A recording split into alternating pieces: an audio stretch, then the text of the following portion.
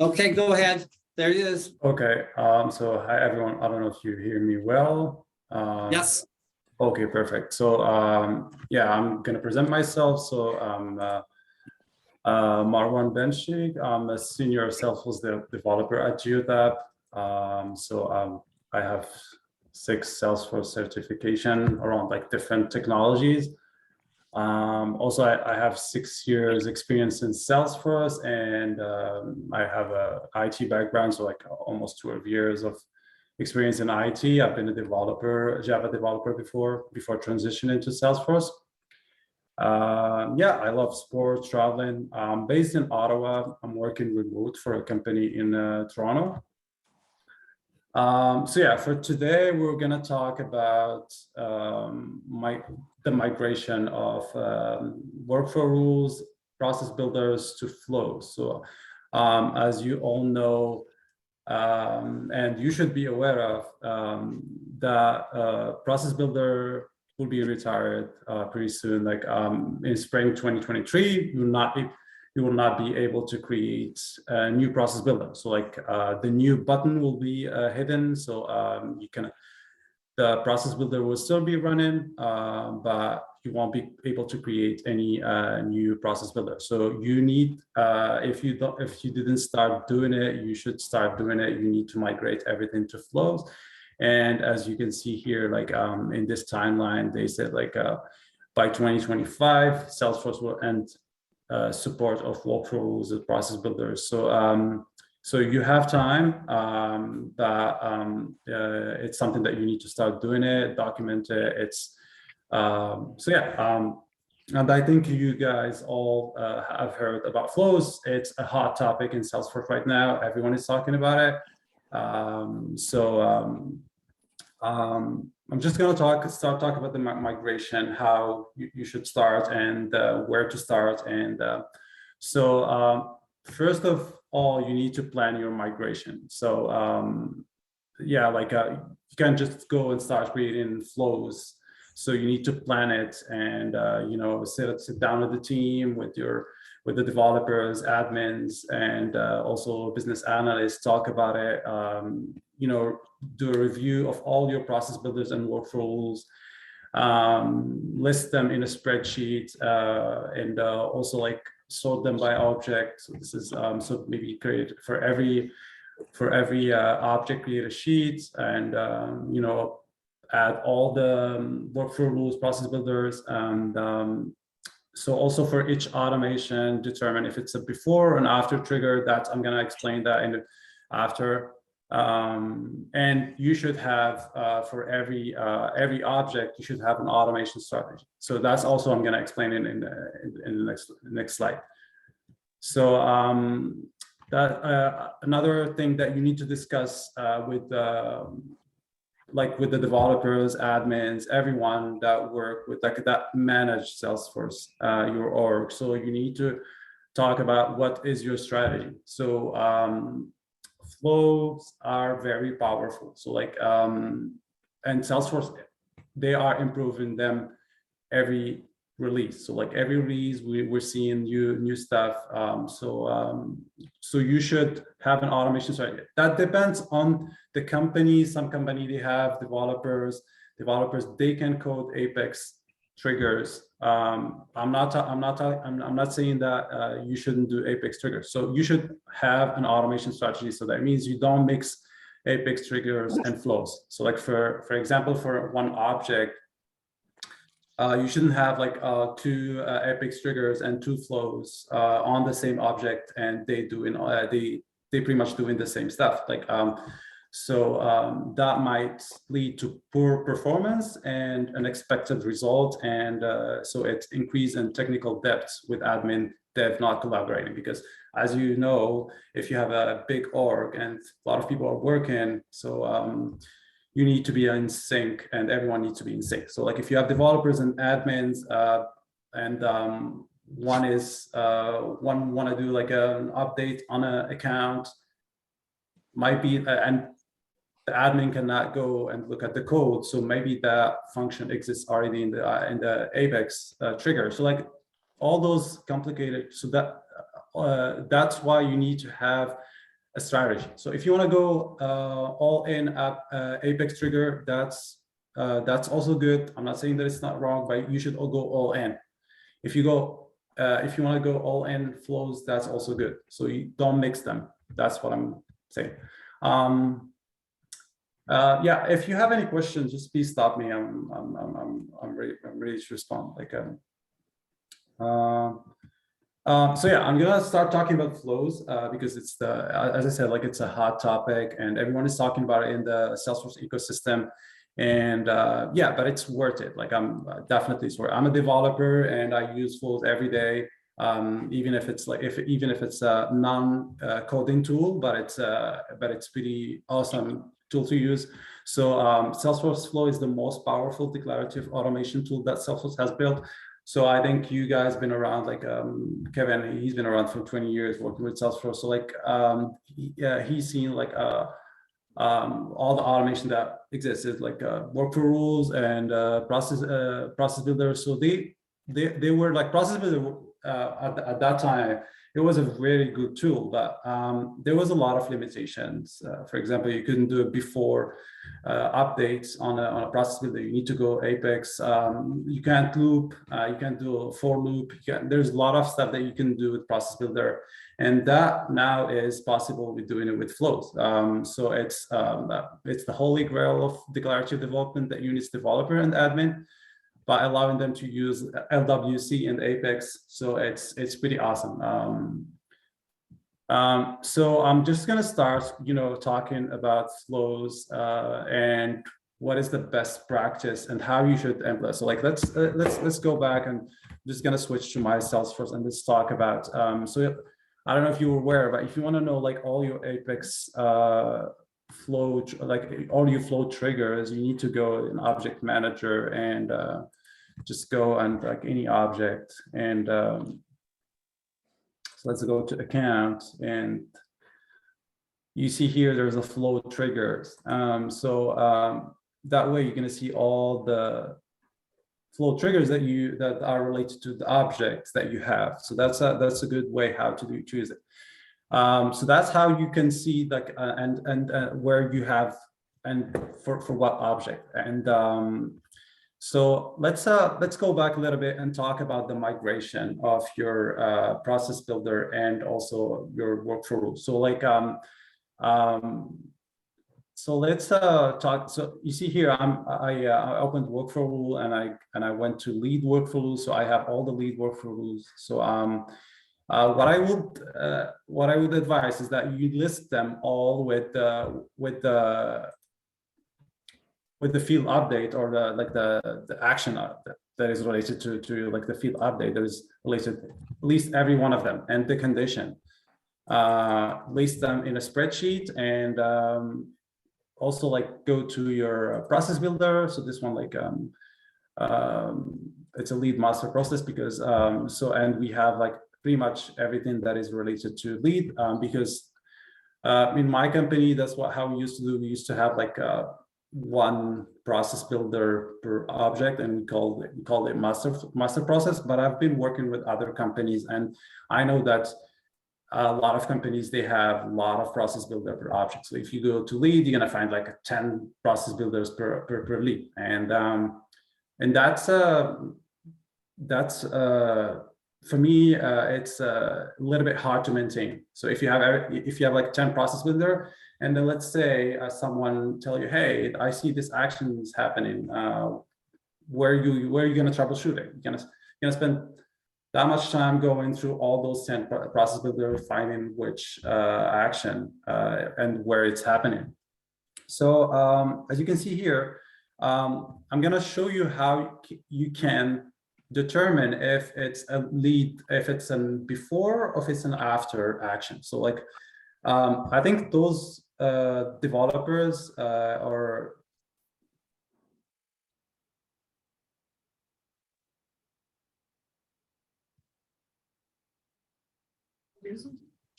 then that's happening before the commit. So before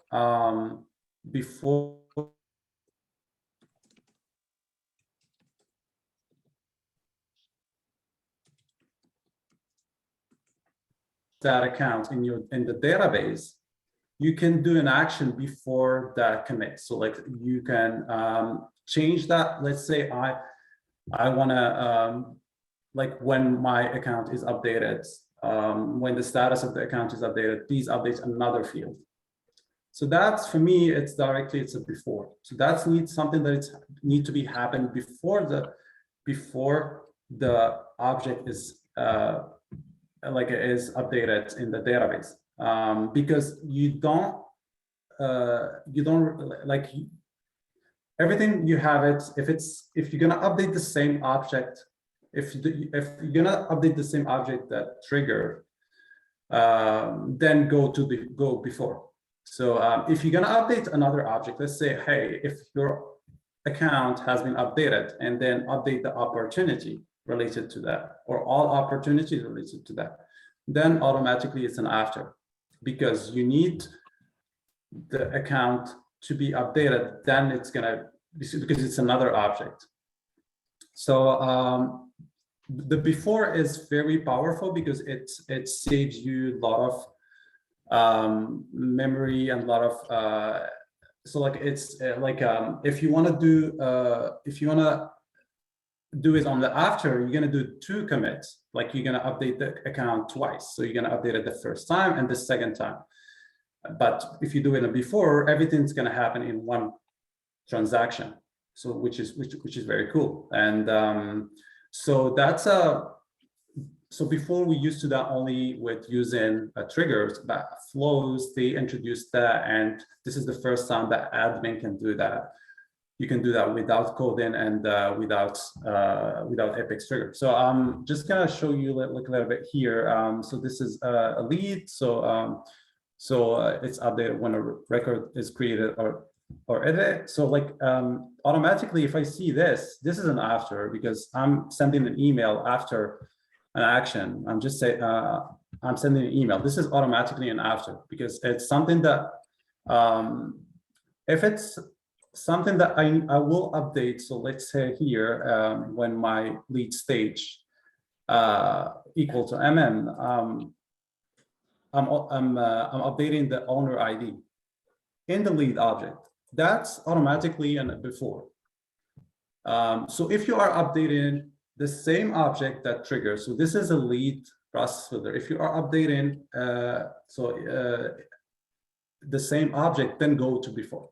I don't know if you have any question around that, but if you do any other action that is either sending an email, I don't know, like anything that updating another object, then you need to go after. I don't know if you have any question regarding that, but it's pretty crucial. And then I will advise you to go to that spreadsheet that I talked to you, and just, you know, for every action that you have here, just say if it's an after or it's a before, because it's very because that will allow you to kind of create and we will talk about it, just how you're going to create like 2 flows. One is a before and one is an after per object, 2 flows per object. So if for my lead, I'm going to create like for a lead before and the lead after, and that's it. And then if you have any action that is, I mean, like we don't have to talk about it, but it's like for flows, it allows you also to do action before delete. That's also something that you couldn't do with Process Builder, and now you could do it. So like let's say, hey, I wanna so before deleting, I want to check a field and see like if I want to give the user the ability to delete, but I don't want them to delete something that for me is particular. So I'm gonna do a before trigger and check another field in the same object and see if it's true or false or whatever value you want to test, and then just pop up a message, an error message. So you don't let people to delete that record. So that's an example. That's also something that flows allow you to do, and it's something that you couldn't do before. So so that's as far as Process Builder, and also you go to workflow rules and see which action is triggered and like what action is it on the same object, then it's going to be before, and if it's on another object or if it's like a different action, send an email or whatnot, then it's going to be an after. So Can I stop? Can I stop you for a second to ask a couple questions? Yeah, of course. So if you're using alerts like from the workflow or from Process Builder for like email alerts and things like that, you can continue using them in the flow, is that correct? Yeah, yeah. Okay, perfect. You can you can reference email alerts directly to your flows. It's you don't need to recreate them or something like that.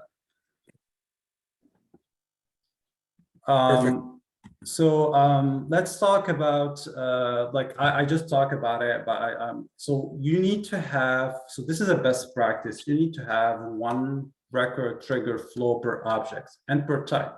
So what does it mean? So like as you can see here in my screenshot, so like I have in my case, I have case after insert update and case before insert update. So I have two flows per object and compliance, contact, account as well. So and you can see the trigger. What is the trigger? Is it run after save or run before save?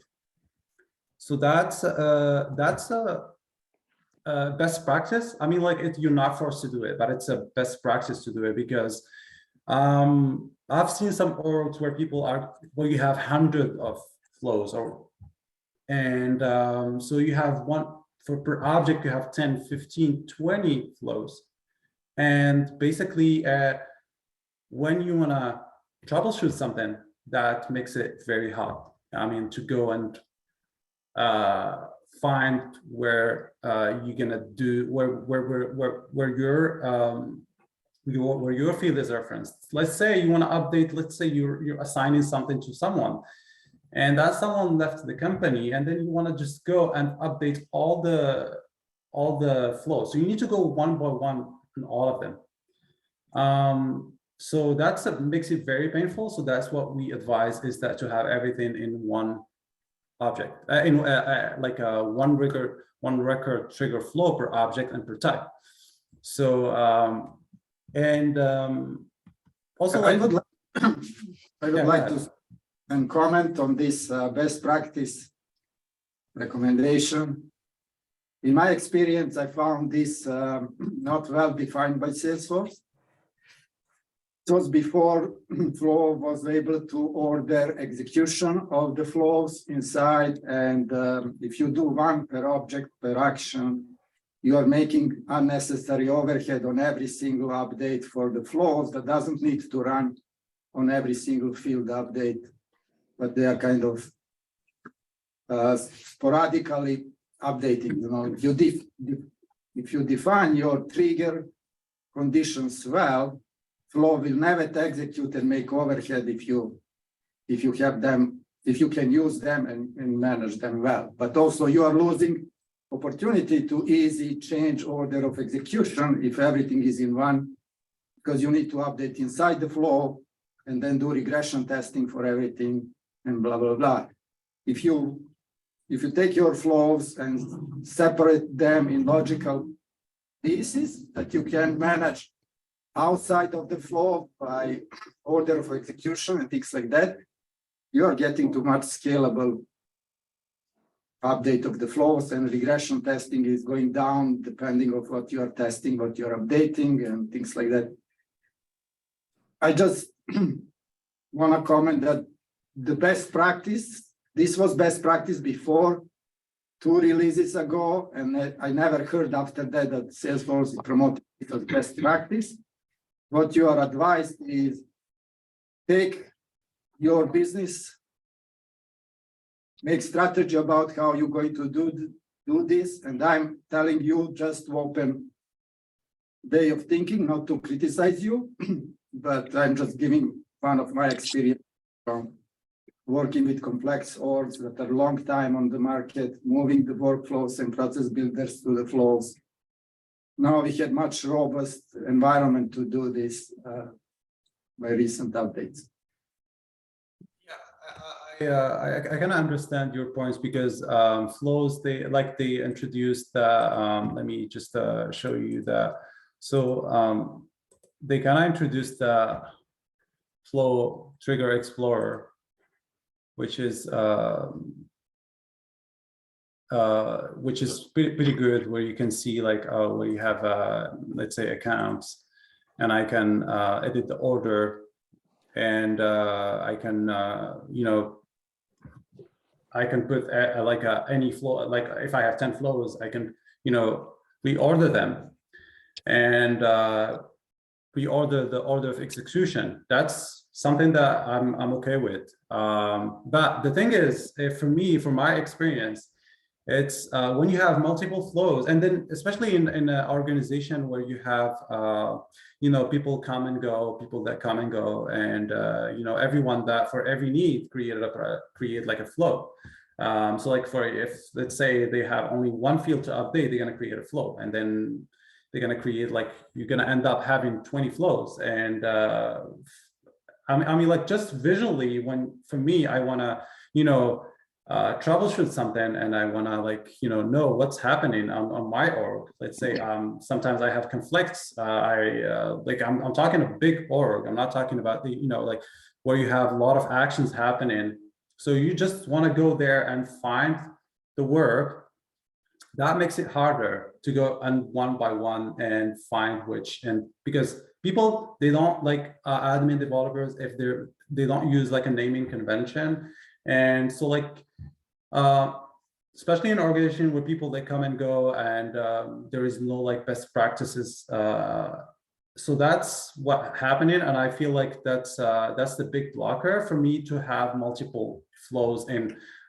But the way I used to do it, and my organization used to do it, is that we have everything, and that makes it easier to kind of go and see what's happening, and to understand all the logic that is happening in your before, let's say, that everything that's happening. So that's for me, that's easy to maintain. And also like it saves you a lot of time.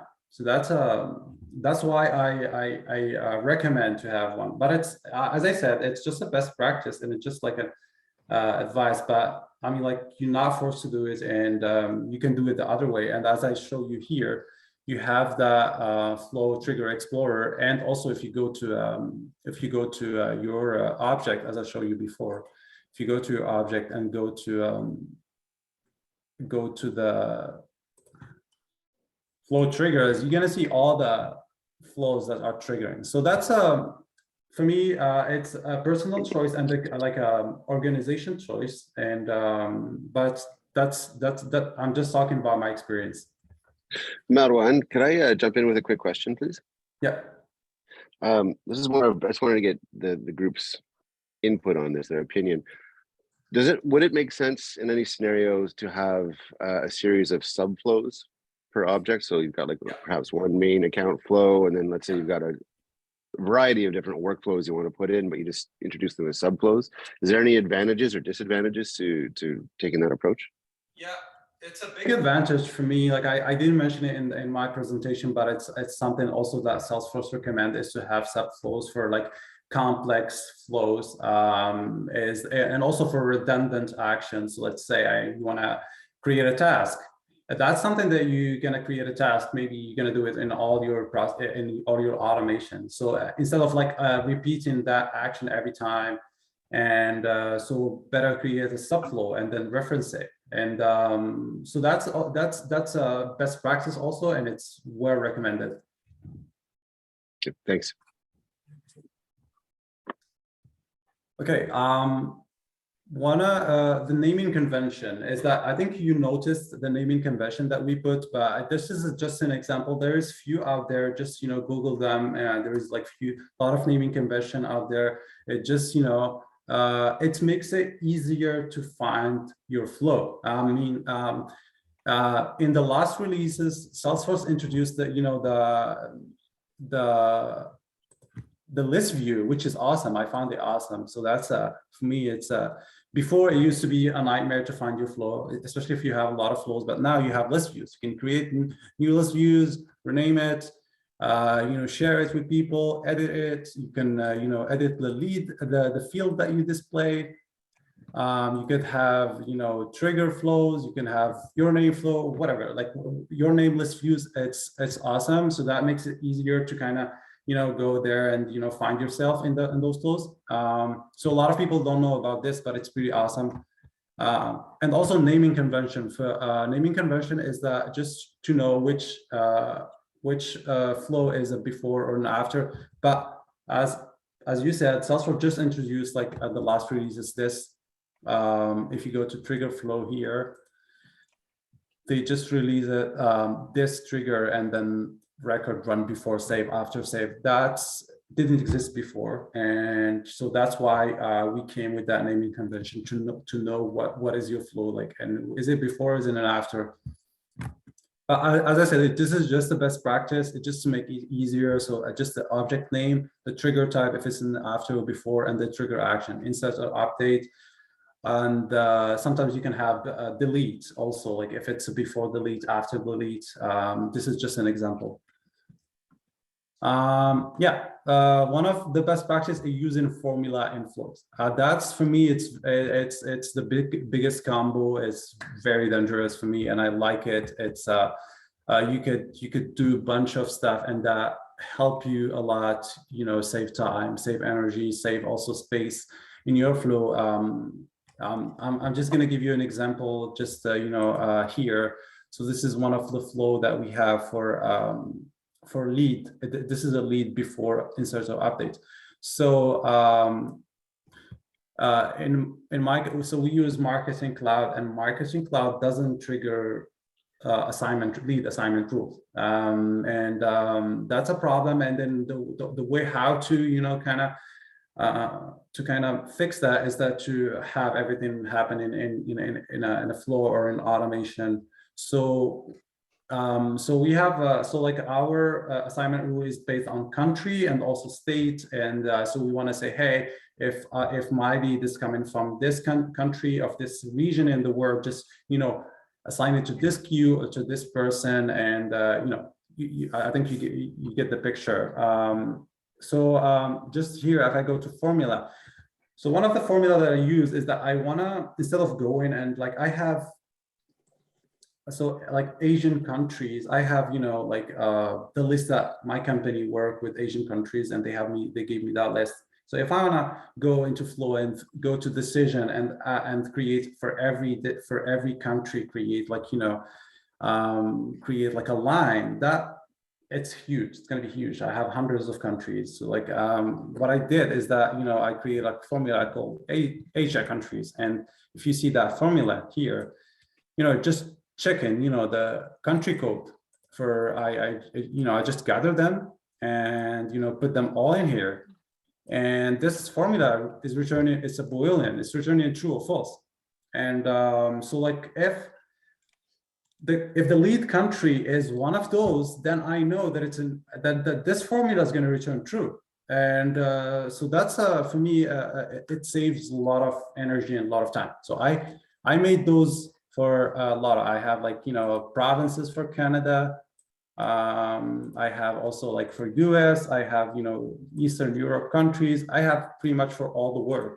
And for me, this is big. I mean, if I didn't have that, I would have like a huge flow. But now I have only one action, and the one it just it's gonna go there and check if it's true or false. So that's what I would advise. Also, like if you have some assignments that you have. So like you say here, this is like, I'm gonna zoom in. But this is, you see, there's a lot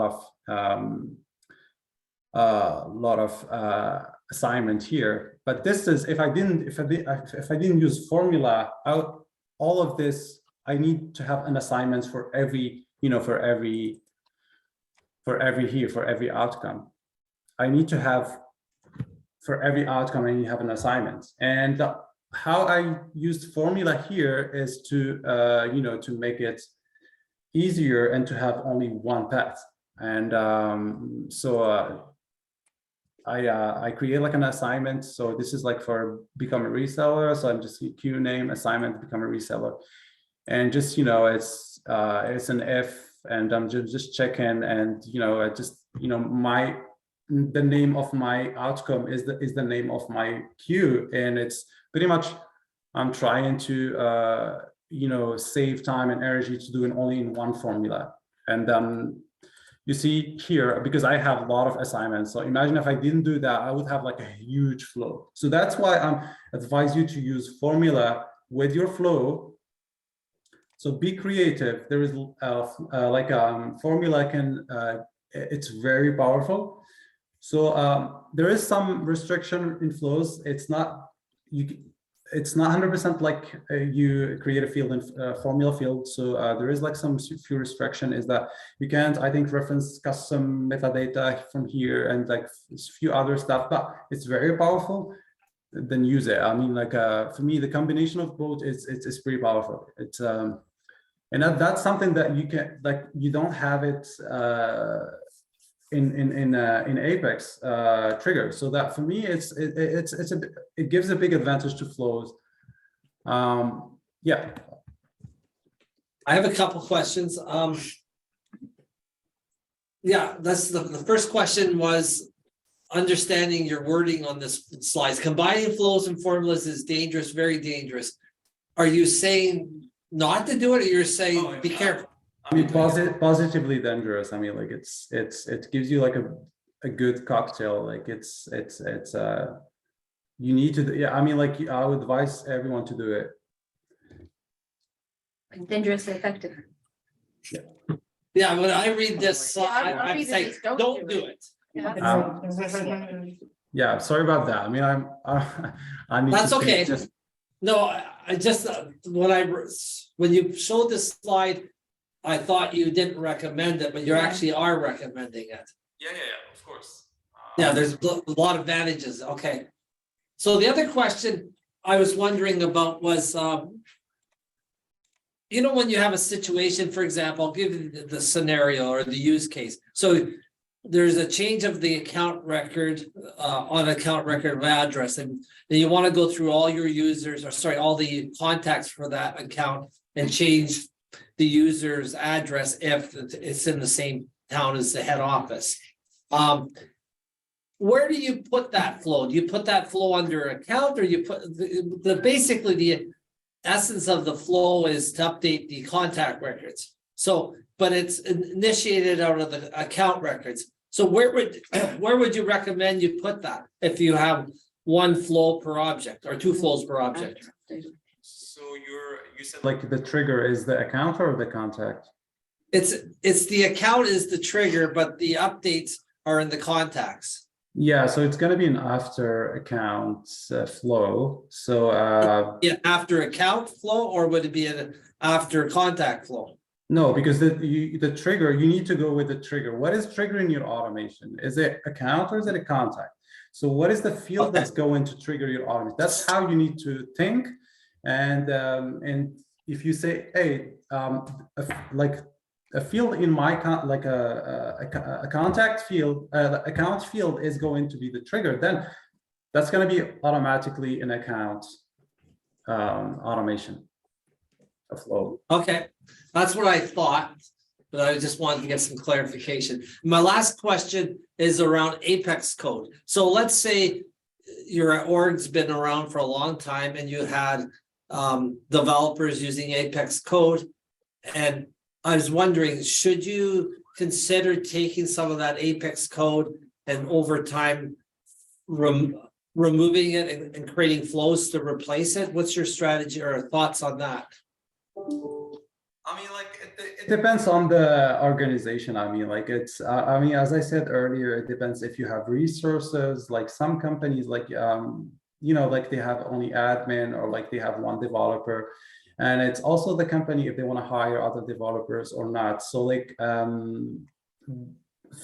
there is some recommendation is that you can, if there is like a logic, there is like going through Apex, and it's you don't want to deprecate that, probably take that and place it in a flow. You can have some action. So like you can have like after, let's say you have an after accounts actions that you already developed in your trigger, and they've been running years and years and years, and you don't want to deprecate them. I would advise you to take that and add it in as a as in your a flow, because from the flow you could also call Apex, which is pretty cool. And you can, with that, you can have everything in one place. You can see everything in one place.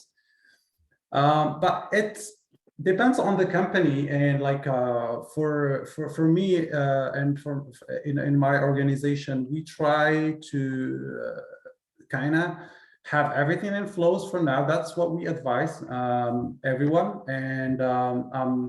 And if, of course, like there is some limitation for flows, and there is I'm going to talk about it like in a few slides, but I mean, like the first option that you need to it should be flow. And if you have the capacity and the time to migrate your triggers to flows, then do it. I mean, that will help you kind of have everything in one place, and also like help give your admin also the capability and like the ability to manage this before you need to wait for a developer to come and to troubleshoot it. But now you can have an admin do it. So it depends on the organization, but yeah. Okay, I just want to give you you got a 10-minute warning. Okay. Okay. So yeah, I don't think I have a lot of just don't hard code IDs, you know, query them. So like it's not cool to have IDs hard coded directly. I would advise you, if you don't use custom metadata, is please use it. I can show you quickly how we've done that before. So let's if I scroll up here, I'm getting, you know, the MC Connect. So that's the connector from Marketing Cloud. I'm getting the ID directly from, you know, I'm getting from a customer metadata. So like you can query them as an object. So you see this user setting here. So if I go to my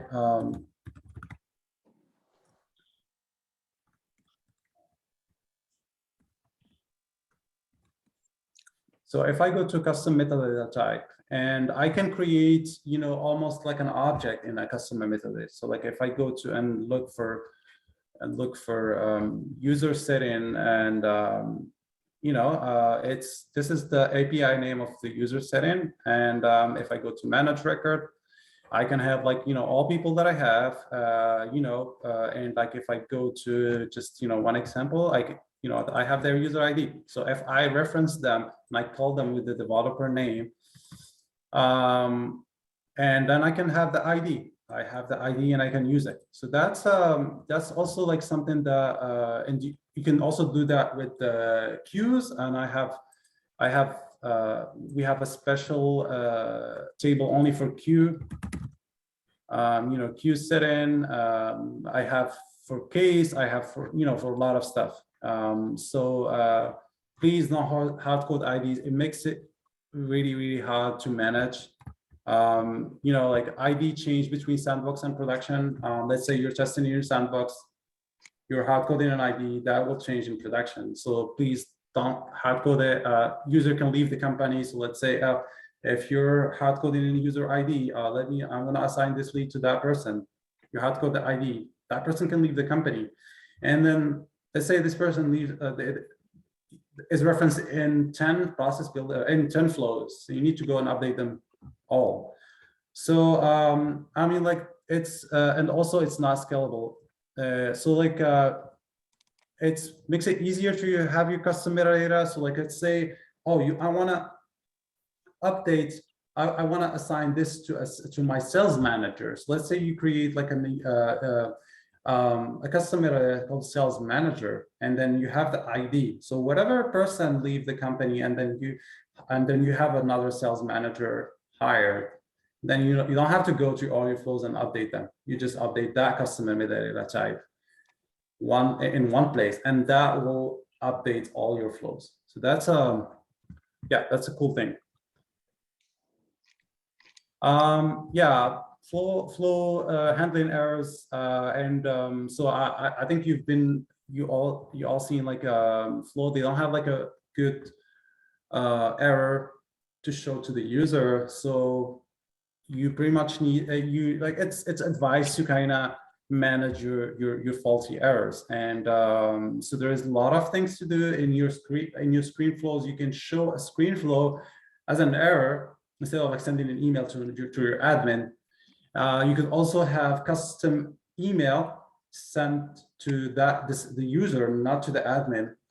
So now every time like a flow fail, it sends an email to the admin, but you can have email being sent to your user. So yeah, so it's a pretty cool thing to do. Yeah, so one of the last slide is, I think I just talked about it, flow or code. So yeah, flows are very powerful. Salesforce is still improving them. So like in the spring 2023, we will have like a lot of new stuff, which is cool. And it's good news for everyone. Code is still required if you're handling large record set per transaction. So I think the limit was 500 per transaction for flows. And now they're gonna increase it to 2,000, which is pretty cool in the spring release.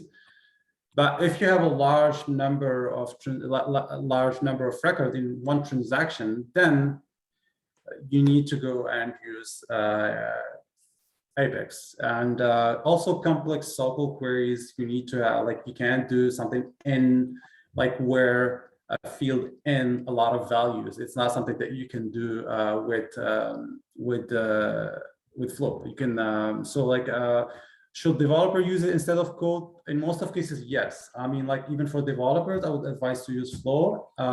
Even if you know how to code, it doesn't mean that you're not doing it right. I mean, it's just the best thing to do for you, for your organization, and for everyone. So you don't have a class test. For any developer, class test can take more time than developing the class itself. So you have an awesome debug mode. So I don't know if you ever use the debug mode of flows. It's pretty awesome. You can simulate creation, the updates. You can update any field you want. So easy to troubleshoot and easy to maintain. So last slide is spring 23. There is three pretty awesome release, like news. So the migrate to Flow finally support process builder. So I mean, like I think you've seen it. So for workflow, so you have migrate to Flow here, and this now is just having your workflow rules. But starting from spring 2023, you're gonna be able to also migrate from here. I'm not a big fan of the migration. It's a little bit finicky, and it's as I said, it moves you everything in different flows, and it's for me, I don't like it, but some people like it, and it's a good news.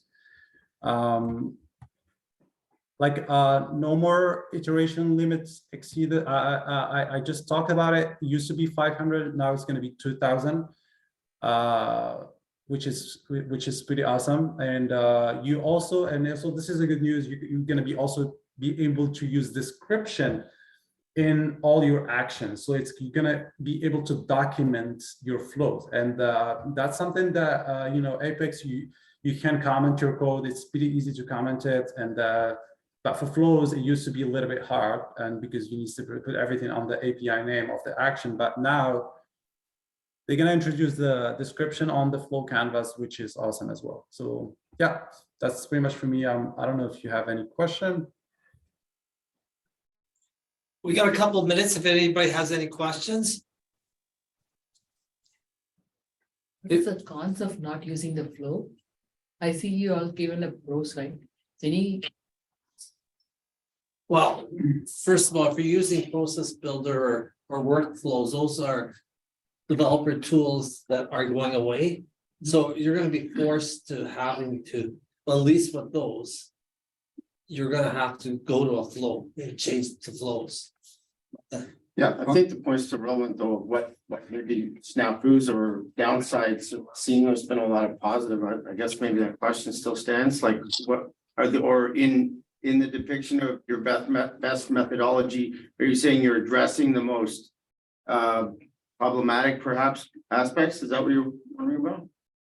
Yeah, Yeah. something like, which is, yeah, you're right.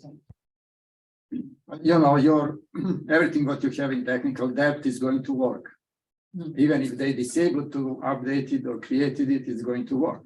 They won't force you to change. If it may stay forever this way. First time when you need to do something with it because your business is asking you to do, you will need to make decision to migrate to the flow. And when you're doing this, you have opportunity to analyze what was doing. Do you still need it? Is it something relevant? Can be this improved? You may not need it. You may need it. You may make. That's a good point. Is problem with migration is not just changing technology. It is, you need to do regression testing. You need to have your business users involved. It's a lot of time demanded for doing migration. And you need to count this in the project of migration. If you don't do this, you will do halfway good job. Something will start failing, then you're getting in trouble. You know, it is, I wouldn't change it for the sake of changing technology. I will change it for the sake of improving business process and have project as any other project definition for it with stakeholders in a whole other. Yeah, and it's also a good thing to take that opportunity to kind of learn about your org and learn what's happening in your org. It's because, like, you know, and I'm talking about, you know, massive orgs. If you've been there just a few months or you know, not enough time to understand everything that your org is doing. So that's a good opportunity for you to learn what's happening. And it's like, you know, and some stuff, like a lot of stuff, we kind of deprecate them because it wasn't needed. Like a lot of demand, stakeholders ask them, and then after they're not relevant. So like it's a good opportunity to kind of review all your processes, all your automation, and see, hey, this is working for me. This is not. Let's deprecate this. Let's keep this. So that's a great opportunity. Yeah, another point that I would like to make: making flows wasn't goal to discard developers in your company. You still need developers and developer mindset because they know how technology workings underneath, and they are able to create good flow and good flow strategy for you with your team. And then you will delegate a lot of developer time to admins because they will be able to understand and to make it work. And your resourcing pool is getting better and more effective to do everything. But I would advise everybody to have at least one developer who understands technology all the way to help you to maintain it down the road. Yeah, because like when you have a developer mindset, you understand what is loops, what are so-called, you kind of have that mindset, and it's sometimes pretty hard a little bit for admins. So you need that, even if you're doing not coding and you just creating flows, you need that developer mindset in your company. So yeah, 100% with you. Okay, I'm gonna cut it off here because the next presenter needs, excuse me, their time to get ready. So I'm gonna stop the recording. Thank you very much. It was an excellent presentation. Thank you for listening to me. A lot of thought has gone through your presentation, and really appreciate you taking the time to identify what you found useful and what you haven't.